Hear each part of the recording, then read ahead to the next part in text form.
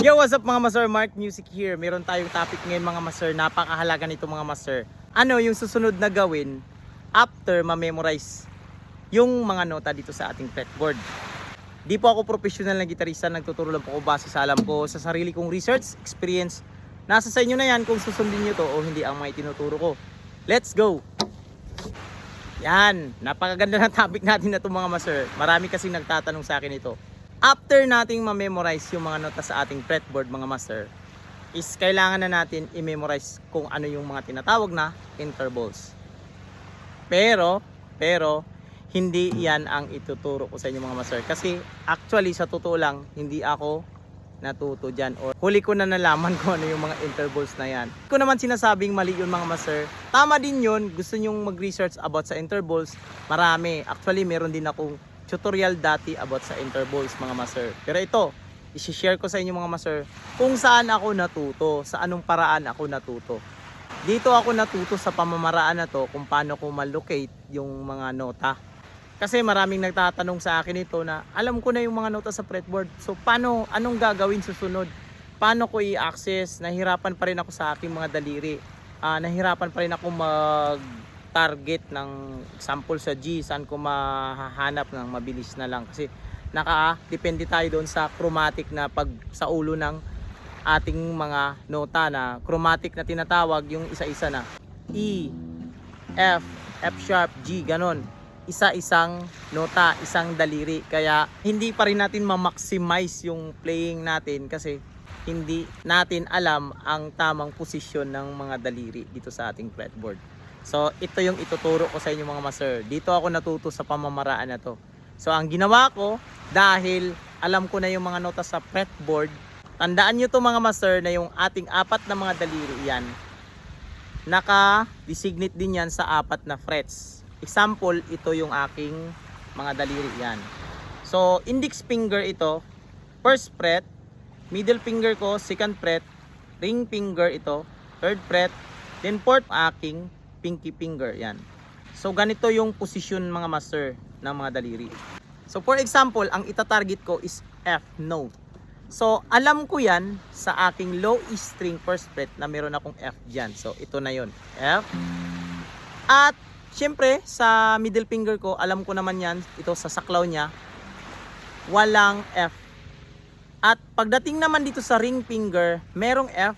Dito sa D string natin, third fret, may F din dyan. Yan. At syempre, dito sa pinky finger, walang F dyan. At understood na yung ating first fret ng E, yan, high E is nandyan yung ating F kasi same lang yan sila na nota, octave. So ganito na gagawin sa mga daliri natin yan. Index, ring, index. Ganyan. Take note mga master, ang susunod na step ito, napakahalaga nito mga master. Tandaan nyo lagi, pag aabante kayo sa fretboard nyo, kung saan yung pinaka last na F. Sample yung last natin na F dyan is nasa ring finger natin, ito third fret. Yan na naman yung ating babasihan or reference. Ilulukit lang natin yan sa ating index finger ito. So iusod natin nating index finger sa third fret, yan, para malukit na natin yung D string dyan. D string, ito third fret kasi nandito yung F. Yan. At ganon ulit yung gagawin mo. So titignan mo naman ulit yung mga frets dyan. So walang saklaw na F dito sa ating middle finger. Wala din sa ring finger. Pero meron tayo dito sa ating pinky finger. Sa B string ito, meron tayong F dyan. B string 6th fret. Yan ito. So ito na siya. Yan. Then ganon ulit yung process, gagawin mo lang din ulit yon. So itong ating index finger ilalagay na natin sa ating 6th fret. So ganun ulit yung gagawin mo sa posisyon ng mga daliri mo. So 6th fret meron tayong F, at sa ring finger natin meron tayong F dyan sa ating 8th fret, yan sa A string 8th fret. So may dalawa ulit na F. Then, wala nang F na iba dyan sa ibang daliri natin. So, gagawin na ulit natin yung process. Ito i-slide natin sa 8th fret. Yan, A string ito kasi nandito yung F. May F na naman tayo. Yan. At yung F naman na matatagpuan natin dyan is yung ating ring finger. May F tayo dyan dito sa G string 10 fret. Yan. Kasi yan yung saklaw. Slide na naman ulit tayo ng ating index finger sa 10 fret. Yan. So meron tayong tatlong F again dito. Kasi meron tayong F. At may F din tayo sa 13 fret, low E. Yan. At syempre understood na rin yung E string, ito high E string, F din yan. So tatlong F. At syempre dito na naman tayo 13 fret, yan. Alam naman natin yan kasi octave lang naman yan dito, yan. Same lang sila. Ito yun mga master, pakinggan nyo lang. Yo, octave siya. Yan. So ganun yung pagposisyon mga master ng mga daliri natin. Overall ganito na siya.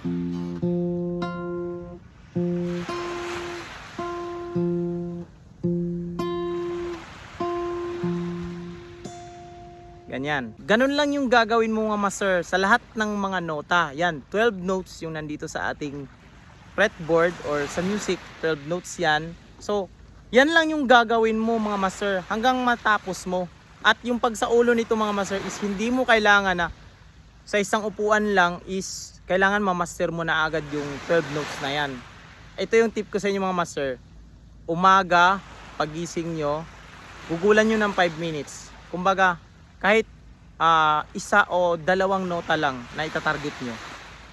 Then, pag matapos na, para relax kayo, alam nyo na, halimbawa, F at F sharp, kaya mo nang itarget kahit saan, dito sa frets. Kumbaga, ma-identify mo na kung saan sila sa frets banda. Araw-araw nyo itong gawin, pag magkabakante kayo, 5 minutes, 10 minutes, sa gabi, bago kayo matulog, pwede kayong mag-exceed mga 30 minutes, so 1 hour, depende sa'yo. Basta't araw-araw mo siyang gawin para mapamilyarize ng mga daliri natin. Example, pag dalawang daliri lang i-access natin, so major scale ng F, so ganitong gagawin mo. Yan. Nahirapan ka, pero pag access mo na yung apat na daliri mo, madali na lang mag F major scale. Yan. Dito ako natuto sa pamamaraan na to. At alam ko matutunan nyo rin ito. Bigyan natin to ng part 2 mga master, yung episode na to mga master, para ma-access na natin kung paano natin gagamitin yung ating mga fretboard. So hanggang dito lang sa video natin na to mga master. Huwag itong kalimutang i-share sa mga kilala nyo, kaibigan nyo na mahilig sa gitara. Hanggang dito lang. This is Mark Music. God bless you all. Peace out.